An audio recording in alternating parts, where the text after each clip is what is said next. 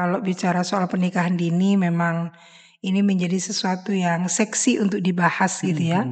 Bukan hanya karena yang dibahas ini urusan laki-laki dan perempuan, Ya. tapi karena memang ini menjadi sesuatu isu yang menjamur hampir di semua kabupaten kota Oke. yang ada di Jawa Timur. Kalau kita lihat dari posisi Januari saja, kemarin kami rapat bersama dengan OPD terkait itu, dari Januari hingga posisi bulan Juni 2025 itu, angka berdasarkan laporan di Pengadilan Tinggi Agama Jawa Timur, itu mereka yang meminta dispensasi kawin itu sudah posisi 3.552. Jadi banyak di desa-desa nih, karena faktor kemiskinan dia menganggap ketika anak saya menikah, maka otomatis ini sudah tidak lagi menjadi tanggung jawab saya. Beban orang tua terangkat Tidak gitu jadi Bu beban ya. orang tua, tapi ini menjadi beban tanggung jawab daripada suami dan keluarganya. Ada seseorang berteman, orang tua si A berteman dengan orang tua si B. Maka pertemanan ini kemudian mereka sebelum memiliki anak, masih dalam posisi kandungan, mereka sudah ada komunikasi. Nanti kalau anak kamu itu perempuan dan anak saya laki-laki, nanti kita tunangkan. Padahal bayi ini masih belum lahir, budaya itu ada.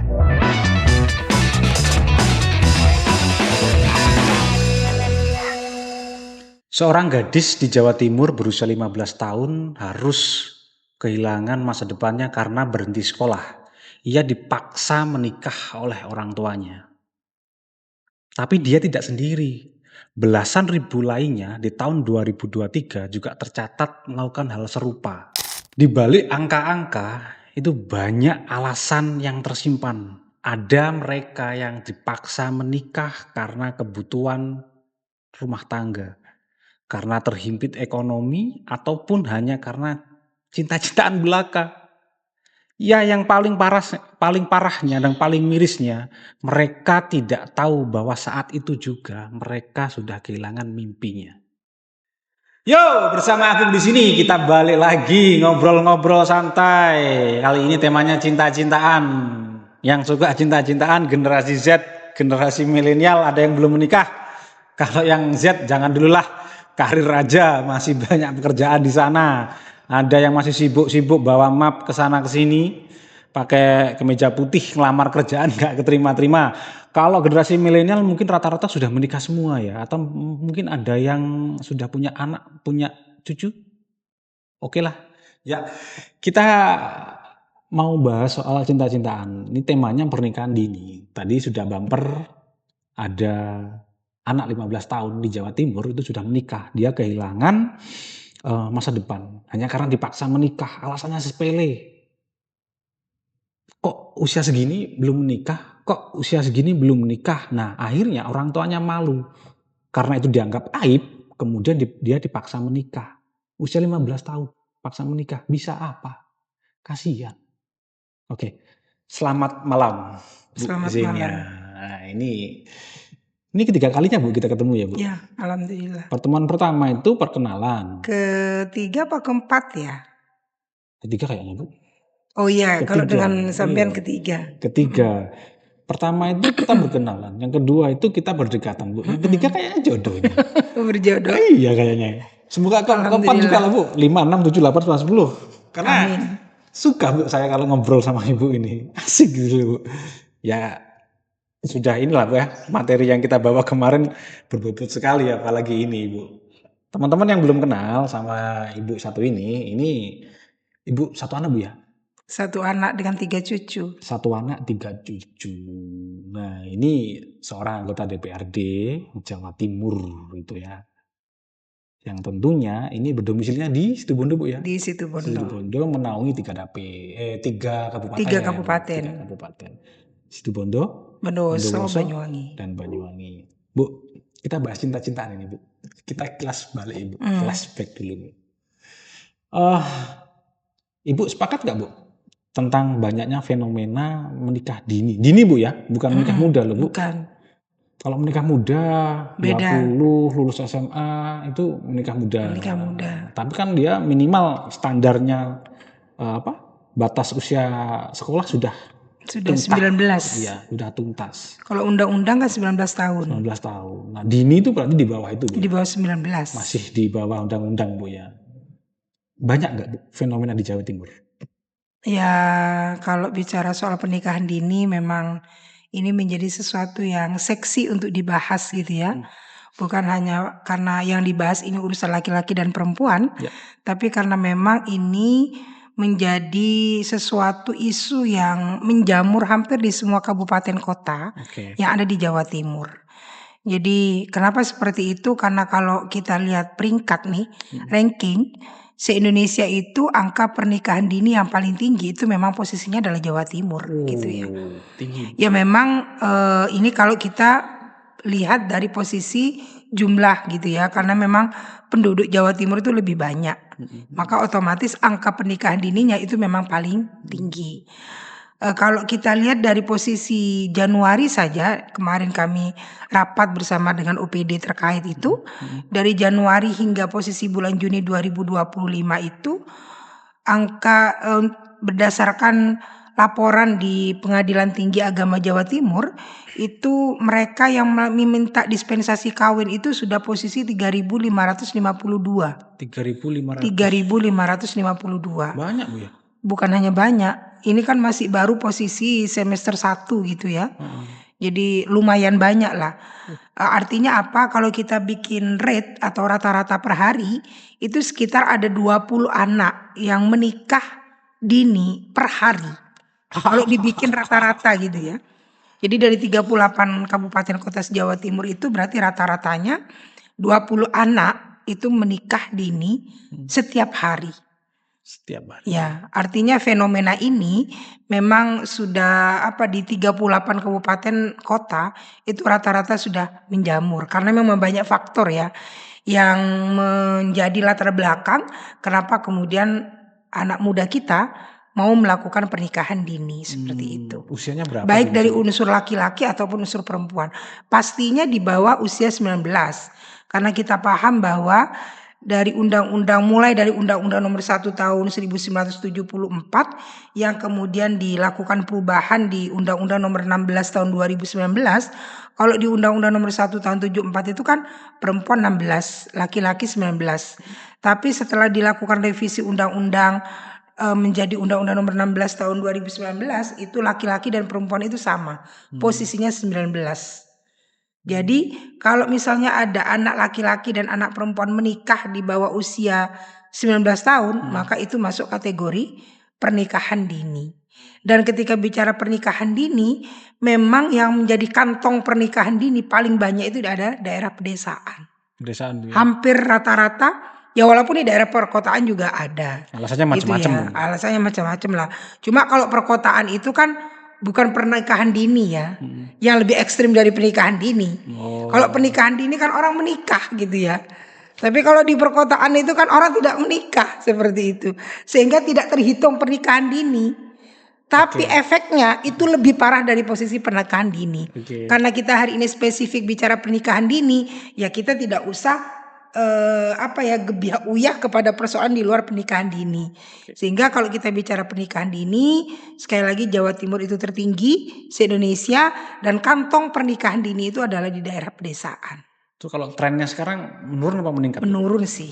Menurun. Kalau tren sih menurun. Tapi meskipun menurun tetap mencemaskan. Ya, tetap tinggi. Ya, tetap mencemaskan. Jadi menurun karena memang edukasi itu terus-menerus dilakukan gitu ya.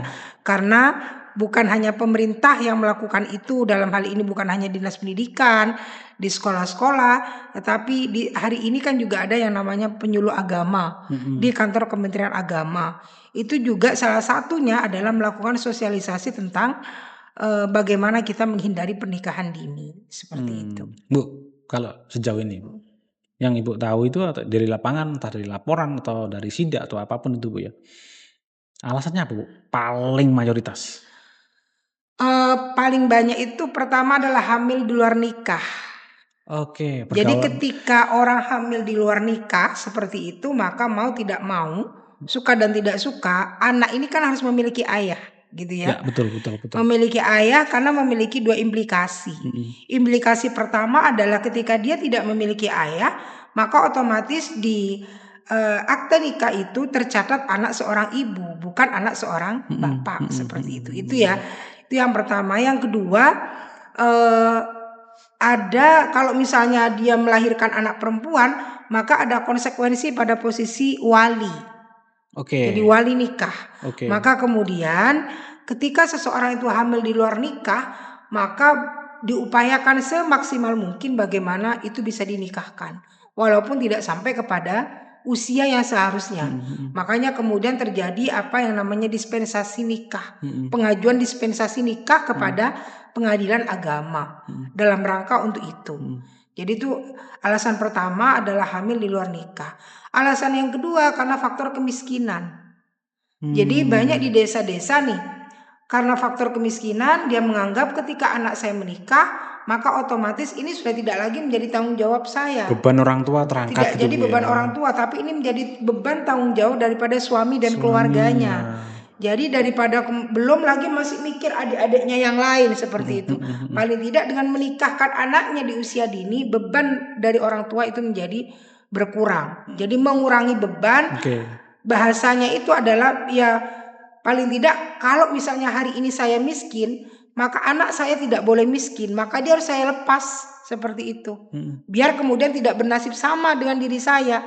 Jadi faktor kemiskinan ini juga menjadi faktor penentu. Makanya kemudian kenapa di daerah pedesaan itu banyak itu terjadi. Kemudian yang ketiga selain faktor kemiskinan adalah budaya. Ada Bu ya. Budaya itu masih ada. Di daerah suami saya seperti itu ya, di tempat saya hari ini tinggal, dulu budayanya begitu. Itu bukan kata orang.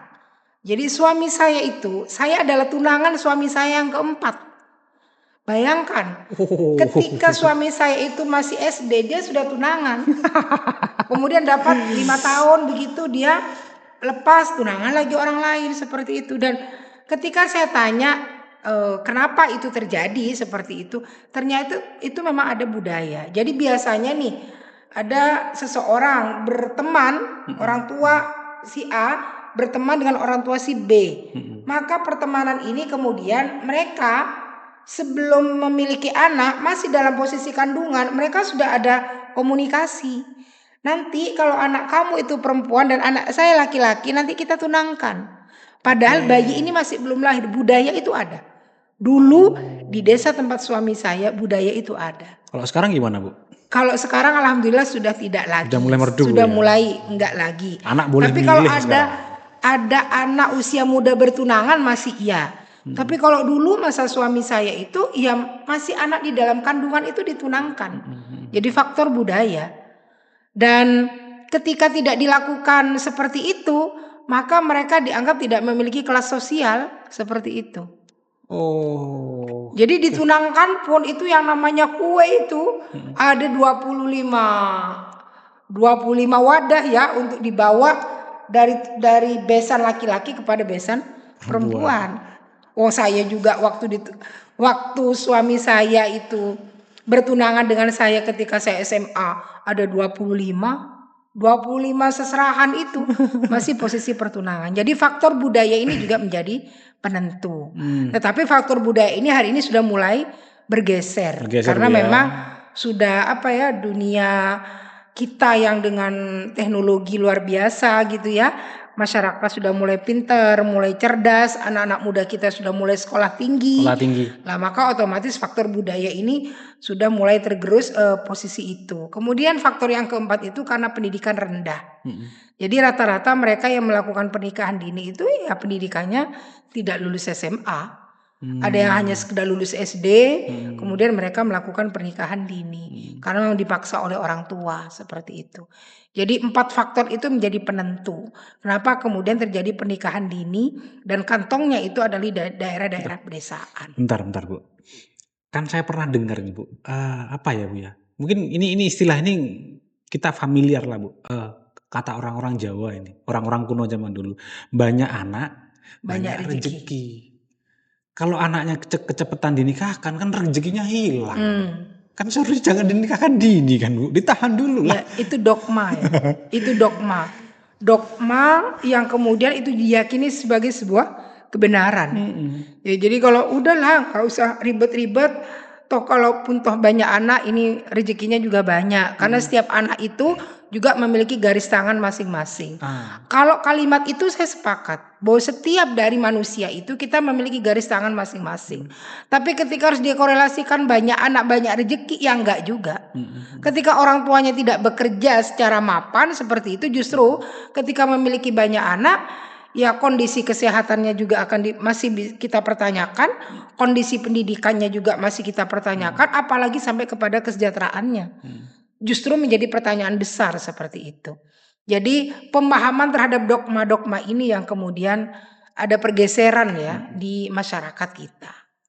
Kalau misal ini ada pasangan dini yang dua-duanya di bawah umur. Rata-rata kan, ini rata-rata Bu ya, rata-rata kalau saya dengar cerita dari status, dari Instagram atau apapun, rata-rata kan bercerai. Karena egonya masih tinggi, apalagi di situ keterlibatan orang tua, masih ada cekcok dan lain-lain. Yang dirugikan siapa Bu ketika cerai? Yang paling dirugikan? Yang paling dirugikan kalau menurut saya, ya pasangan itu sendiri, tapi yang paling dirugikan itu adalah anak. Anak Bu ya? Ya anak yang paling dirugikan, makanya kadang orang tidak menyadari terhadap implikasi atau dampak daripada pernikahan dini. Jadi hanya sesaat aja melihat sebuah nilai kebahagiaan itu hanya sesaat ketika ya ada terop, mantenan, hanya sekedar itu aja. Apalagi kalau di desa-desa itu budaya-budaya orang ngadakan walimah kenduri dengan besar-besaran itu kan luar biasa. Jadi nggak cukup dengan mereka itu ada walimahan, didoakan, kemudian ada mantenan, nggak cukup begitu. Tapi mereka juga nanggap yang namanya ludruk segala macam gitu ya. Apalagi di desa-desa itu ada budaya namanya cecean, tamuyan. Nah itu kan menjadi satu budaya yang kemudian menjadi kebahagiaan yang wah luar biasa ketika menikahkan anaknya. Tapi kemudian kadang mereka tidak berpikir apa pasca daripada pernikahan dini itu. Seperti itulah. Pascanya ini yang sebenarnya harus kita antisipasi. Karena memang banyak implikasi yang ini bisa kita rasakan ketika melakukan pernikahan dini. Pertama adalah orang menikah dini itu otomatis secara mental, psikologis dia masih belum kuat. Gitu ya, bukan hanya secara ekonomi, psikologis dulu. Psikologisnya masih ya anak muda usia di bawah 19 tahun, dia emosionalnya masih tinggi. Pengetahuan tentang apa kewajiban, hak kewajiban suami istri mereka masih belum paham betul seperti itu ya. Apalagi dengan urusan reproduksinya itu nanti seperti apa. Itu kan mereka masih belum paham sama sekali. Maka ketika psikologis ini masih rentan dengan sifat egois seperti itu ya, memenang gimana dia dirinya sendiri itu yang harus dihargai. Katanya si perempuan, saya adalah istri maka saya harus dinina bobokkan, harus semua kebutuhan saya dicukupin kan seperti itu. Itu kan harapan terbesar dari istri. Sementara si laki-laki mengatakan bahwa saya menikah bukan karena diri saya dijodohkan dan segala macam lah. Kondisi-kondisi begini ketika mental mereka tidak stabil, maka implikasi pertama adalah rentan terhadap terjadinya perceraian. Maka di mana ada pernikahan dini, maka biasanya angka perceraian itu tinggi. Nah, itu implikasi pertama. Implikasi yang kedua adalah tidak sehatnya reproduksi perempuan seperti itu. Karena memang pengetahuan tentang kesehatan reproduksi mereka sangat minim seperti itu. Maka ketika pengetahuan tentang reproduksi ini masih sangat minim, maka rentan bagi mereka yang menikah dini itu anaknya lahir dalam kondisi kadang prematur seperti itu. Karena mereka kan tidak paham apa yang mereka harus treatment, seperti apa yang mereka harus lakukan ketika mereka hamil dan seterusnya. Maka rentan juga hal-hal begitu terhadap stunting, rentan juga Bu ya sangat rentan. Jadi bukan hanya stunting, sebelum stunting kan posisi melahirkan dalam kondisi prematur banyak itu terjadi. Jadi bayi prematur, kemudian stunting, dan termasuk AKB, angka kematian ibu dan angka kematian bayi tinggi. Lah itu juga termasuk salah satu faktornya adalah pernikahan dini. Jadi sebenarnya banyak implikasinya. Kalau dari perceraian itu Bu, kalau saya sebut misalkan belum lagi yang ketiga, ini saya belum bicara itu ya, efek itu. Yang ketiga, secara ekonomi mereka masih lemah. Belum mandiri, belum punya pekerjaan. Maka apa yang terjadi ketika mereka tidak kuat secara ekonomi, maka mereka kemudian ya kadang kerja serabutan. Masih mending kalau kerja serabutan. Saya mohon maaf, dulu ketika saya jadi ketua DPRD, saya pernah melakukan sidak nih.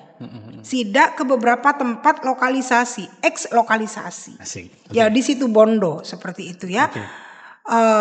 Saya banyak ketemu dengan mereka yang jualan, yang jajak, mereka yang jualan si perempuan itu, mereka rata-rata usia di bawah 18 tahun.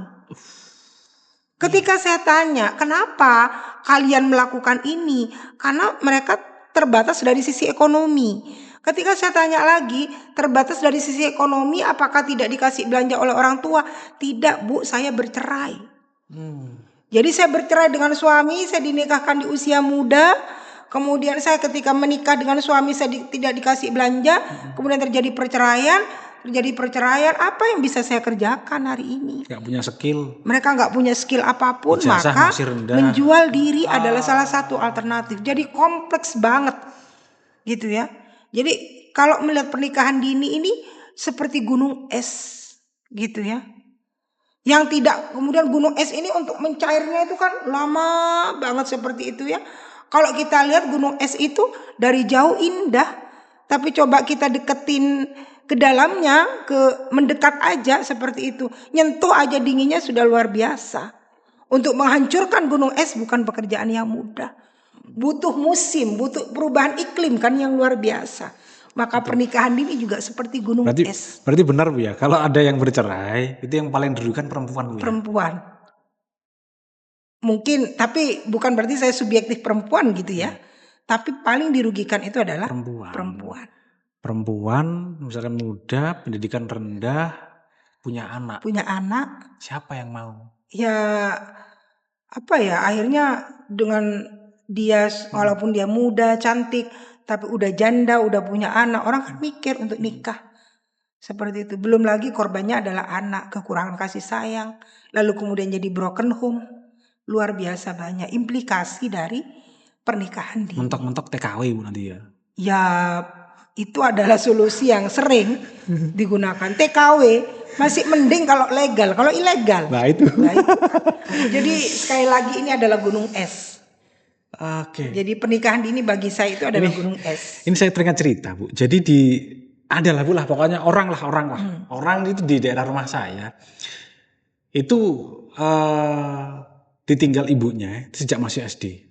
Ada anak lah, ditinggal ibunya sejak masih SD. Sampai sekarang dia itu sudah berusia 26 tahun. Berarti sudah belasan tahun Bu ya. Belum pulang-pulang Bu ibunya. Jadi TKW, TKI. Meninggalkan anak. Anaknya tinggal dengan sendiri nenek. Di rumah. Enggak, sendiri di rumah sama bibinya. Nah, usut punya usut, ternyata saya baru tahu ceritanya. Dulu itu dia itu korban pernikahan yang gagal. Ya mudah kayak gitu. Nah itulah. Kasihan. Bahagianya sesaat, tapi deritanya luar biasa panjang. Emang kalau nikah tuh iming-imingnya orang-orang tuh pasti kalau mau nikah cinta loh yang diutamakan. Iya, tapi cintanya anak muda, kan anak di bawah usia 16 tahun itu cintanya itu kan belum memahami, kalau menurut saya ya, belum memahami makna cinta yang sesungguhnya kan seperti itu. Mereka hanya melihat tampilan fisik gitu. Oh, lawan bicara saya, calon suami saya, calon istri saya ganteng, cantik, bagi mereka udah selesai di situ. Udahlah, Bu. Ini tapi tidak, faktor-faktor X yang harus menyertai dalam pernikahan itu tidak menjadi pertimbangan. Kalau udah pacaran, bilang cinta, kemudian apalagi yang bilang tuh yang laki-laki Bu, udah birahi tuh Bu. Betul. Dan seharusnya perempuan tuh menolak. Jangan dulu, karena cinta itu tidak harus menikah, tapi soal menjaga juga. Dia bisa menjaga pasangannya, kemudian dia layak enggak? Kan kalau saya mengestimasikan gini Bu, secara gambaran Ibu ya, berawal dari pacaran, kemudian menikah. Setelah kedua orang itu menikah, laki-laki dan perempuan, dua-duanya diuji. Yang pertama, dia dilahirkan menjadi seorang suami. Layak enggak dia jadi seorang suami? Setelah dia layak, dinilai oleh Tuhan layak, dia dilahirkan kedua lagi Bu, dilahirkan menjadi seorang ayah, bapak dan ibu. Nah setelah ini layak, nanti ada kelahiran selanjutnya, jadi kakek, jadi buyut dan lain-lain. Nah, kalau Zaman sekarang enggak, Bu. Ping ping ping, kau cinta aku enggak? Bang. Aduh, aduh. Ya seharusnya teman-teman saya malah sepakat gini, Bu. Saya sepakat bahwasanya kepada perempuan-perempuan yang terutama di Indonesia, rata Bu ya, di Nusantara, ketika mereka tuh diajak menikah dini menolak. Kalau dia katakan egois, jangan sampai ciut nyali. Enggak, kalian benar menjadi egois di usia itu. Karena apa? Itu karena kamu berani memilih masa depanmu sendiri. Makanya harus penguatan kapasitas perempuan. Itu betul. Pendidikan perempuan harus tinggi. Mm-mm. Perempuan harus berdaya dari sisi ekonomi. Tuh. Maka baru kemudian perempuan tidak boleh miskin. Maka baru kemudian dia bisa berdiri di atas kaki sendiri. Betul. Baru dia mengatakan no, saya nggak mau. Tapi ketika pendidikannya masih rendah, tingkat ketergantungannya itu masih tinggi seperti itu. Belum lagi dia dikungkung dengan budaya patriarki dan situasi sosial yang kemudian mengikat dia seperti itu, susah dia untuk keluar dari itu. Ini faktanya di desa-desa masih banyak, Bu. Kalau nggak nikah usia 20 tahun dianggap aib. Dianggap perawan tua gitu ya. Padahal menikah di usia 25 kan sebenarnya udah biasa sih. Bu, kalau program pencegahan nikah dini ada nggak, Bu? Ya, sebenarnya di kami itu ada dinasnya. Dinas Pemberdayaan Perempuan dan Anak seperti itu ya. Maka itu memang dinas yang leading sektornya mengurus tentang itu. Lah, tetapi kan tidak bisa Dinas Pemberdayaan Perempuan dan Anak itu sendiri yang hanya melakukan edukasi. Di situ juga ada Dinas Pendidikan. Sebenarnya yang paling masif bisa melakukan itu juga adalah Dinas Pendidikan. Karena Dinas Pendidikan itu bayangkan kalau di provinsi itu kami mengampu SMA dan SMK. SMA SMK itu kan memang usianya pada posisi 15, 16, 17 seperti itu ya. Memang di pernikahan dini ini. Maka edukasi tentang pernikahan dini, reproduksi perempuan ini perlu diajarkan dan dikenalkan sejak mereka di bangku sekolah. Seperti itu. Jadi bahwa kemudian kami punya dinas yang ngurusin itu iya, tetapi seberapa kuat sih satu dinas untuk semuanya. Tetapi kalau kemudian ini di breakdown dalam dunia pendidikan tentang apa itu pernikahan dini, apa resikonya pernikahan dini dan seterusnya, dan ini secara masif kemudian menjadi salah satu kalau dikatakan kurikulum mungkin tidak ya, tetapi ada satu muatan lokal lah atau apalah namanya yang kemudian ini bisa disosialisasikan ke anak-anak sekolah, maka itu adalah menjadi upaya yang paling bisa dilakukan melalui dinas pendidikan. Nah, ini harus ada frame yang sama memang semua seperti itu. Jadi dari kepala sekolahnya, dari gurunya, lebih-lebih anak SMP. Kalau SMP ini kan menjadi kewenangan kabupaten. Ya, betul. Maka itu penting. Jadi itu di lingkungan dinas pendidikan. Kalau kami ada di dinas pemberdayaan perempuan dan anak. Kemudian ada di kantor Kementerian Agama itu penyuluh agama. Nah, penyuluh agama ini fungsinya itu adalah mereka memberikan satu edukasi, penguatan, pemberdayaan, pemahaman di komunitas masyarakat. Jadi kalau anak dinas pendidikan kan nyasarnya anak didik ya, siswa. Kalau ini menyasarnya itu adalah komunitas masyarakat ya, orang tua, bapaknya, ibunya seperti itu ya. Komunitas masyarakat itu ya bisa kumpulan ibu-ibu, kumpulan bapak-bapak. Pokoknya semua jenis perkumpulan, semua jenis keorganisasian masyarakatan ini bisa disentuh oleh penyuluh agama. Maka kalau semuanya bersinergi melakukan itu, maka pelan tapi pasti angka ini akan terus menurun seperti itu, karena kemudian masyarakat kita semakin paham terhadap implikasi dampak itu yang lebih harus diutamakan seperti itu. Karena miris, Bu, jujur, Bu, miris di lingkungan daerah saya itu, Bu, ada anak SD punya HP kan, sekarang udah umum kan Bu ya, punya HP. Ketika saya lihat, Bu, tontonannya itu drakor. Wallpapernya, Bu, Lee Min Ho. Ya Allah, ini bocah masih, ya Allah, Bu, masih kecil Lee Min Ho, Bu. Gusti, kok bisa kayak gini? Apa ini, apa istilahnya, Bu ya? semakin generasi ke sekarang itu semakin sulit mungkin Bu ya untuk melakukan tadi keberhasilan pencegahan itu Bu. Ya memang filternya memang harus ini ya, harus kuat. Mm-mm. Jadi anak-anak sekolah kita itu, ya anak-anak usia sekolah bukan hanya menjadi tanggung jawab sekolah, bukan hanya menjadi tanggung jawab guru, tetapi ketika mereka itu sudah pulang dari sekolah, maka itu menjadi tanggung jawab orang tua. Maka parenting itu penting. Parenting itu adalah satu ilmu yang memberikan pemahaman kepada orang tua bagaimana dia cara mendidik anak gitu ya. Maka penting orang tua itu paham soal parenting. Makanya sebenarnya di sekolah-sekolah itu kan ada yang namanya komite sekolah ya. Komite sekolah. Hari ini tugas yang dilakukan komite sekolah itu lebih kepada pemberdayaan sekolah. Kemudian kalau misalnya ada kebutuhan-kebutuhan di sekolah, kemudian biasanya komite sekolah ini yang menjadi jembatan atau penyambung antara sekolah dengan wali murid. Tapi sebenarnya menurut saya bukan hanya itulah. Kalau kemudian peran tupoksi dari komite sekolah bisa diperlebar lagi, diperluas lagi dengan menginisiasi hal-hal yang sifatnya parenting, itu akan sangat bagus. Jadi di tiap kelas itu kan ada paguyuban. Ada paguyuban wali murid seperti itu ya. Di bawahnya komite itu biasanya, karena saya juga dulu wali murid ya ketika anak saya itu sekolah di SD, di SMP. Jadi di bawahnya komite itu kan ada paguyuban di tiap-tiap kelas. Bagaimana di situ juga diisi dengan urusan parenting. Sehingga orang tua itu paham bagaimana cara dia mendidik anak. Nah, hari ini kan banyak orang tua tidak menjadi role model. Tidak menjadi uswatun hasanah lah kalau bahasanya. Ya, tetapi kadang mereka itu justru memberikan contoh yang tidak baik. Satu contoh misalnya, orang tua mengatakan, "Nak, jangan pegang HP, kamu harus belajar dan segala macam." Sementara orang tuanya sibuk dengan bertiktok, yang nggak mungkin lah si anak ini mengikutin.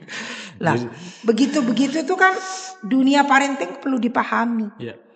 Lah ini kan penting, sehingga sekalipun sekolah itu ketat memberlakukan satu aturan, satu regulasi atau apapun namanya, diberikan pemahaman, tetapi loss kontrol ketika di rumah, ya berat juga seperti itu.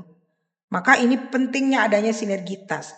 Ada pemerintah dengan kewenangannya seperti yang tadi saya bilang itu, ada Dinas Pemberdayaan Perempuan dan Anak, kemudian di Kementerian Agama ada penyuluh agama, kemudian ada Dinas Pendidikan yang masif dengan itu, tetapi juga perlu ada kerjasama dari orang tua. Betul. Dengan memiliki ilmu soal parenting itu. Pola asuh yang benar terhadap anak itu harus seperti apa? Karena apa Ibu ya, edukasi dini itu kadang Bu ya, kalau misalkan salah diartikan orang tua itu, wah anak zaman sekarang kok sudah diajari soal reproduksi misalkan. Padahal kan kita tujuannya untuk pencegahan. Bahayanya apa, terus baiknya bagaimana. Harus itu. Kadang itu. Pengenalan soal reproduksi sejak dini itu harus. Hari ini harus dilakukan. Tapi yang susah, orang tua juga harus diedukasi itu Bu. Karena ketika dia belajar reproduksi, kesehatan reproduksi, maka otomatis dia kan juga dipelajari bagaimana tidak melakukan seks bebas, kan seperti itu. Karena ketika bicara reproduksi tidak akan pernah lepas dari apa yang namanya seks, kan seperti itu. Dan hari ini kita tidak boleh tabu untuk bicara urusan seks. Ya, betul. Gitu ya. Bukan ketika misalnya saya mengajari anak saya urusan seks berarti saya mengajarinya tidak baik. Justru ini saya mengajari, oh ini loh. Nah, kalau laki-laki begini, kalau perempuan begini, kalau berhubungan yang benar begini, yang tidak benar seperti ini. Harus melalui tahapan begini, harus menikah dulu. Tahapannya begini, kan harus begitu. Nanti kalau kamu tidak melakukan ini, maka akibatnya akan begini. Nah, itu kan harus hari ini. Jangan dikatakan sesuatu yang tabu.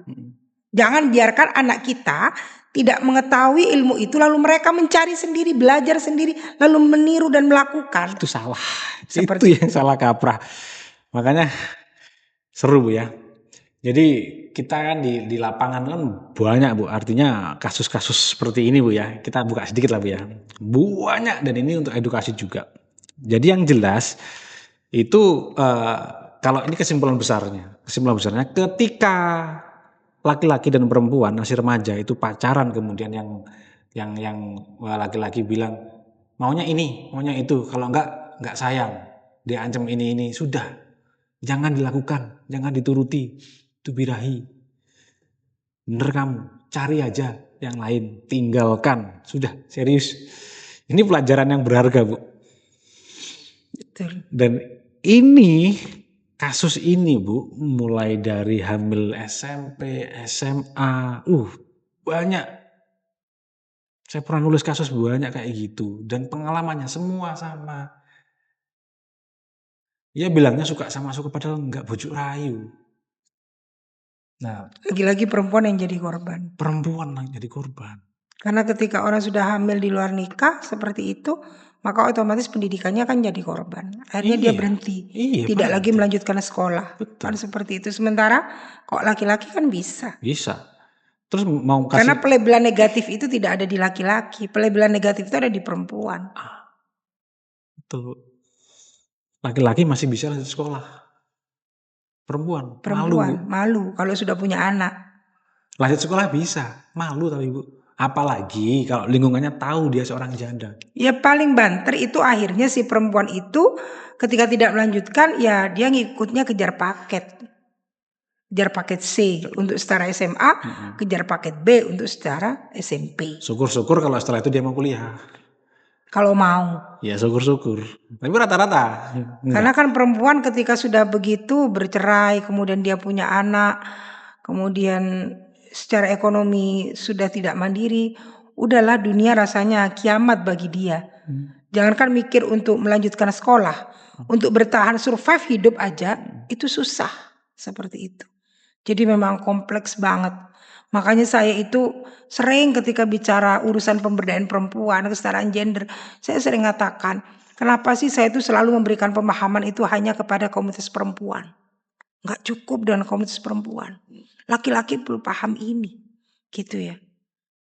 Karena harus paham urusan kesetaraan gender ini bukan domain perempuan aja. Tapi ini adalah domain laki-laki. Karena laki-laki harus paham bagaimana memperlakukan perempuan. Memperempuankan perempuan, Bu ya. Iya. Makanya saya tuh sering ngomong, ayolah laki-laki mana pernah minta ngundang saya jadi narasumber untuk kesetaraan gender. Kan laki-laki rata-rata perempuan. Bicara PMII misalnya, yang ngundang saya ya orang-orang Kopri PMII. Ini Nah ini contoh ya. Ini bahwa ketika kita bicara kesetaraan laki-laki dan perempuan, ini bukan domain pembahasan perempuan. Ini menjadi domain pembahasan kita bersama. Ini Bu, naluri laki-laki saya tergugah ini, Bu. Kapan-kapan kita podcast itu, Bu, ayo, Bu. Gak apa-apa. Kesetaraan gender, Bu. Nggak ada masalah. Ini asik ini kayaknya. Cuman nanti dikemas ini, Bu ya. Apa namanya? Bukan yang secara umum lah kayak apa istilahnya orang-orang perempuan harus ini, perempuan harus itu. Cuman yang menjadi bahasan-bahasan di TikTok itu kan juga banyak sekarang. Apa-apa harus setara gender, harus setara gender. Nah ini banyak yang salah kaprah. Karena mereka memahami kesetaraan gender itu sebagai sesuatu hak yang dituntut oleh perempuan tanpa batas. Padahal kami tidak seperti itu. Saya sering berkali-kali menyampaikan ketika kita menuntut kesetaraan gender bukan berarti kemudian kita akan melampaui kodrat kita sebagai perempuan. Enggak banget. Kita enggak akan melakukan begitu. Saya selalu katakan di balik sisi perempuan yang sukses itu selalu ada laki-laki yang lebih hebat sebenarnya dari dia.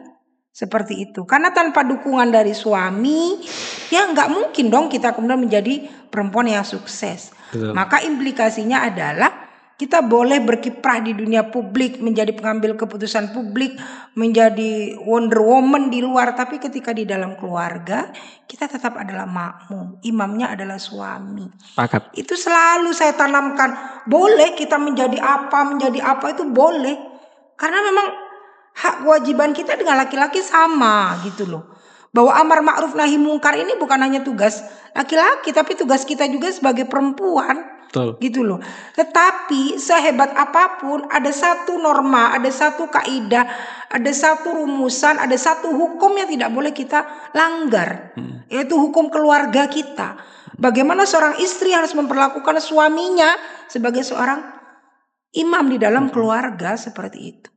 Betul, Bu. Betul. Lah itu saya nggak pernah melampaui. Alhamdulillah saya tidak pernah melampaui batas itu. Kalau kita dari laki-laki gini kan, Bu. Ini sedikit sepil, Bu ya. Soal kesetaraan gender. Kalau ada seorang perempuan tuh yang ngotot, harus setara ini sehari nggak ada lagi laki-laki di atas ini loh. Saya sepakat apa yang Ibu sampaikan tadi, bahwasanya laki-laki itu adalah seorang imam. kita diciptakan tuh jadi khilafah di sini. Perempuan itu adalah makmum. Makmum. Ibaratnya kalau perempuan itu nantinya itu kan perempuan lebih banyak daripada laki-laki di dunia ini. Berarti kan laki-laki ini menang milih, Bu. Jadi Boleh kan memang secara hukum boleh tuh. menang milih. Jadi gini, misalkan kita seorang imam, kemudian kita sedang sholat, Bu ya. Sholat walabdolin amin kan yang makmumnya. Kalau makmumnya nggak amin, ya akhirnya ya kita harusnya menjadi imam di masjid lain, kan gitu. Ya begini ya. Bagi laki-laki itu kan saya tidak pernah menolak poligami. Ini kan bicara urusan poligami ya. Karena memang secara hukum Islam poligami itu boleh. Dan saya sebagai seorang perempuan tidak pernah menentang poligami. Sedikit pun. Tapi nggak mau Tetapi poligami. bahwa kemudian saya selalu memberikan pemahaman. Karena ketika saya tanya nih, perempuan-perempuan rela nggak kalau suaminya nikah lagi? Rata-rata mereka kan mengatakan tidak. Nggak rela ibu, saya kalau suami saya menikah lagi. Maka kalau Anda tidak rela, maka jadikan Anda itu sebagai seorang idola dalam rumah tangga. Sehingga suami itu tidak melihat ke kanan ke kiri. Karena kita sudah yang terbaik. Betul. Maka jadikan kita yang terbaik. Bagaimana anak idola kepada kita, suami bisa idola kepada kita. Yakinlah kalau kita menjadi yang terbaik, suami kita pasti akan menjadikan kita yang terbaik dan tidak akan pernah berpikir harus kemana mencari menu apa. Lah, untuk kita menjadi terbaik itu kan tidak mudah. Artinya kita harus punya wawasan, kita harus punya integritas, kita harus punya kepribadian, kita harus punya karakter, kita harus punya ilmu, kita harus jadi orang yang hebat, kan seperti itu. Oke, sepakat, Bu. Tapi kalau misalnya perempuan tidak memiliki kapasitas itu, kemudian si suami memiliki kemampuan untuk menikah lagi, ya nggak bisa dong ditolak. Karena memang laki-laki boleh untuk menikah lagi. Syaratnya itu satu, adil. Cuma kan memang untuk adil posisinya berat. Karena apa ya, Bu? Gini loh, Bu.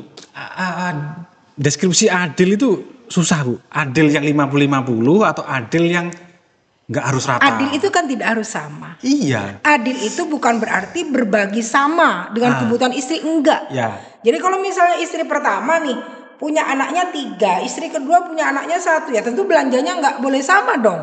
Bukan berarti kalau ini dikasih 1 juta, ini harus 1 juta, itu justru namanya tidak adil.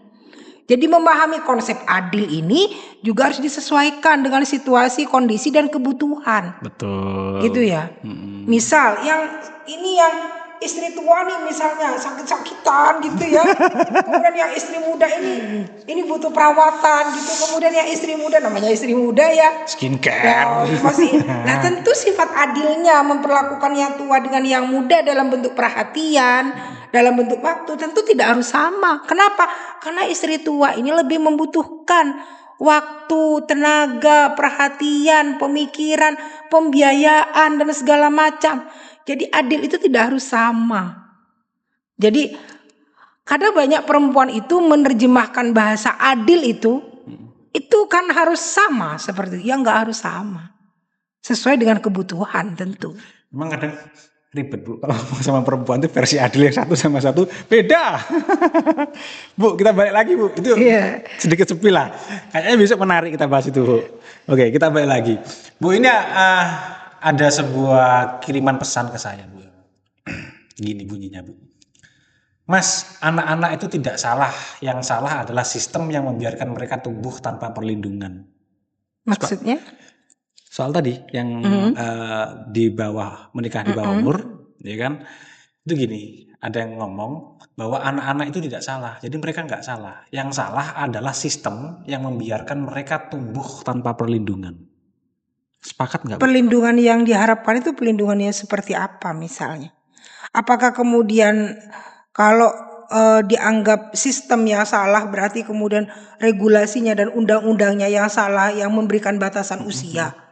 Kalau kemudian justru tidak ada batasan usia di dalam undang-undang di usia 19 dan segala macam, maka justru akan semakin menjamur. Malah carut-marut, Bu. Ini dikasih batasan usia 19 aja, ini masih banyak yang kemudian melakukan pernikahan di bawah itu dengan mengajukan dispensasi nikah.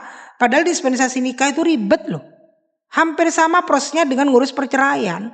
Karena dia harus menghadap ke hakim juga kan seperti itu dan seterusnya. Ini bukan pekerjaan yang mudah. Nggak selalu di ACC itu, Bu, ya? Nggak selalu. Ya kalau sudah punya anak biasanya pasti di ACC lah seperti itu. Tapi yang miris kadang ya di desa-desa itu orang lalu memanipulasi usia. Oh. Jadi misalnya nih ada dia berusia 15 tahun, dia kan masih belum bisa menikah. Jadi untuk kemudian ini bisa menikah, dia bilang nih ke penghulunya dan segala macam bahwa usia saya bukan 15, tapi usia saya sekian seperti itu. Kan itu dibuktikan dengan KTP, Bu.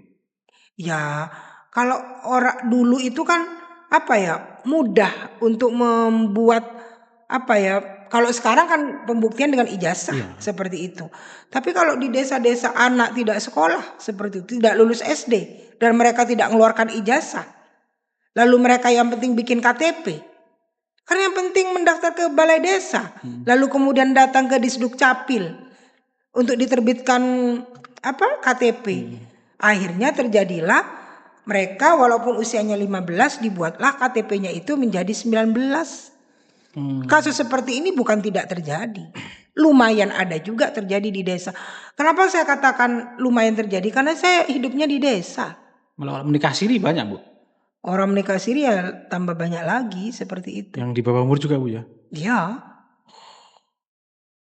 Padahal kalau nikah siri ya secara hukum agama memang boleh sih sah.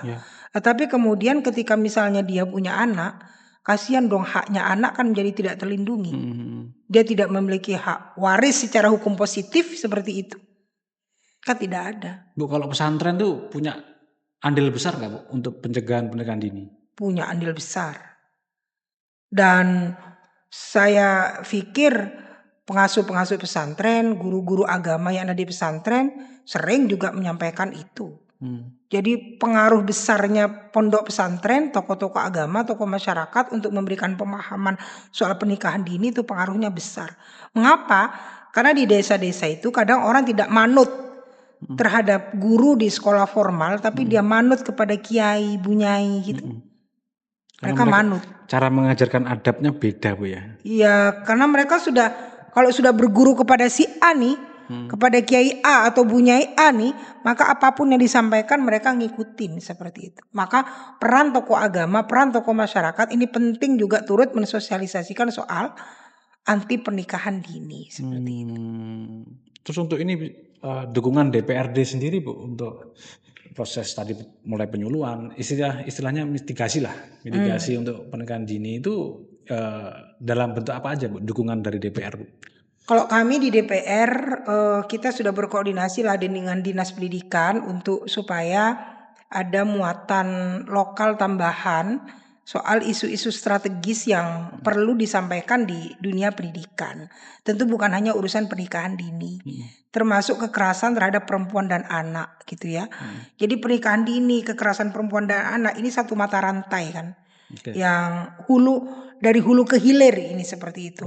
Jadi kita juga melakukan koordinasi untuk itu. Kemudian yang kedua, kami juga kalau dengan Dinas Pemberdayaan Perempuan dan Anak, maka kami juga minta agar ini melakukan koordinasi sosialisasi ke bawah melalui penyuluh BKKBN yang ada di kecamatan-kecamatan. Karena di tingkat kecamatan-kecamatan itu kan ada penyuluh juga. Jadi ada namanya BKKBN ya. Mereka juga tugasnya memberikan penyuluhan soal reproduksi perempuan. Tapi selain reproduksi perempuan kita minta juga urusan pernikahan dini ini juga bagaimana bisa tersosialisasikan seperti itu. Kita juga melakukan koordinasi kalau kami di Komisi E itu dengan Kanwil Kementerian Agama.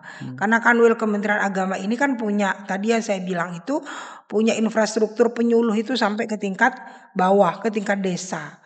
Nah, ketika misalnya 3 pilar ini sama-sama bisa bekerja dengan baik seperti itu insya Allah. Selain memang ada peran-peran non formal dari tokoh-tokoh masyarakat seperti itu. Kalau untuk aturan saat ini, Bu, baik itu perda, undang-undang atau lain, menurut Ibu, ini menurut Bu ya, perlu direvisi nggak, Bu? Baik dari batasan usia ataupun apalah. Kalau soal pernikahan dini urusan usia nggak perlu karena itu sudah undang-undang. Dan undang-undang soal batasan usia pernikahan itu nggak perlu diterjemahkan lagi. Tinggal itu dilakukan dieksekusi saja seperti itu. Mungkin ada yang Tetapi memperkuat yang perlu kita lakukan itu memperketat dispensasi nikah. Itu yang perlu diperketat. Oke. Sehingga orang ketika dia mau melakukan dispensasi nikah, mau melakukan isbat nikah, tidak mudah. Ketika tidak mudah kan otomatis mereka mengerem ketika akan melakukan pernikahan dini. Betul, Seperti betul. itu. Jadi begitu-begitu komunikasi-komunikasi lintas sektoral itu yang kita lakukan. Karena sekali lagi tidak cukup dengan satu OPD kami yaitu Dinas Pemberdayaan Perempuan dan sangat tidak cukup. Apalagi kalau kita lihat anggaran yang diberikan pada Dinas Pemberdayaan Perempuan dan Anak itu tidak cukup besar. Di mana-mana kabupaten kota, provinsi, namanya Dinas Pemberdayaan Perempuan dan Anak itu anggarannya kecil-kecil. Makanya kadang saya itu miris urusan-urusan perempuan itu loh. Anggarannya kecil-kecil banget. Jadi menganggap padahal loh populasi perempuan itu lebih banyak. Tapi ketika sudah berbicara penguatan perempuan, pemberdayaan perempuan, sampai kepada leading sektor OPD yang menangani anggarannya kecil banget. Jadi emang nggak berbanding. Nggak berbanding lurus lah kalau menurut saya. Miris Bu ya dengan kondisi saat ini ya. Ya. Oke. Karena memang pejabatnya lebih banyak laki-laki. Gitu ya. Oke, Bu. Closing statement Bu. Mungkin harapan Ibu ke depan itu apa terkait hal ini dan kemudian gini Bu. Ini mumpung ada kesempatan. Ada generasi-generasi yang saat ini mungkin lagi pacaran, yang mungkin lagi bingung mau memutuskan untuk menikah atau kuliah. Atau mungkin ada lagi perempuan-perempuan di sana yang masih di usia-usia sekolah yang sekarang lagi galau karena pacarnya ngambek karena minta ini itu. Monggo Ibu. Untuk seluruh masyarakat Jawa Timur, khususnya yang ada di Dapil kami Situbondo, Bondowoso, Banyuwangi, utamanya kepada generasi muda, anak-anak yang masih usia sekolah di bawah usia 19 tahun, yang ingin saya sampaikan adalah pertama, bahwa kalian adalah calon generasi emas, generasi penerus bangsa. Nasib Indonesia ke depan tidak ditentukan oleh kami, tapi ditentukan oleh kalian. Oleh karena itu maka yang terbaik, terpenting bagi kalian hari ini adalah terus menuntut ilmu, terus belajar seperti itu. Untuk urusan pasangan kita masing-masing, mau kita berpasangan dengan siapapun, maka ketika kita terlahir di muka bumi ini sudah tertulis nih di Lauhil Mahfud, kita itu akan menikah dengan siapa, maka tidak perlu galau. Maka persiapkan diri kalian hari ini untuk meningkatkan kapasitas, kemudian menambah ilmu dan wawasan, sehingga baik laki-laki dan perempuan kita memiliki kualitas yang mumpuni untuk bisa berkompetisi di dunia yang hari ini memang penuh persaingan yang luar biasa. Maka setelah kalian meningkatkan kapasitas, kemudian kalian sekolah, mengejar cita-cita setinggi langit, kemudian kalian kuliah dan seterusnya, maka seterusnya nanti kalian bagaimana bisa menciptakan lapangan pekerjaan. Ketika kalian sudah bekerja, maka barulah kemudian kalian berpikir dengan siapa kalian akan berpasangan. Maka ketika kita sudah dewasa dari sisi pemikiran, kita sudah dewasa dari sisi mandiri, dari sisi ekonomi, maka insya Allah ketika sudah menikah akan lahir generasi-generasi emas, dan kemudian inilah yang akan menjadi penerus estafet pembangunan bangsa ini untuk menuju Indonesia emas di 2045. Oke, jadi menikahlah bukan karena kamu ingin atau kamu hanya kepingin. Menikah itu karena kita butuh dan sudah saatnya. Nah, menikah apakah itu adalah kebutuhan primer atau sekunder saat itu? Kalau di usia-usia remaja, menikah itu bukan primer. Primernya apa? Belajar. Baru ketika usia-usia matang ya 20-an ke atas lah Bu ya. 20-an ke atas. Belajar, bekerja, menikah. Itu baru boleh menikah. Oke, kita akan bahas yang menarik lagi minggu depan ya, mungkin kalau ada kesempatan Bu. Akan menjadi pertemuan keempat Bu ya. Nanti Bu, alhamdulillah.